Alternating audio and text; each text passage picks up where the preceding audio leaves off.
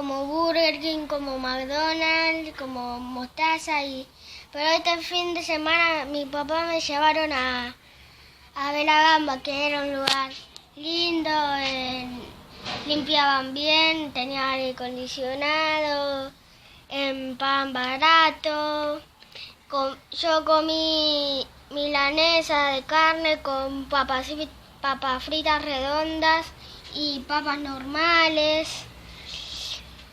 Comenten qué les gustan comer acá abajo. Suscríbanse. Chao.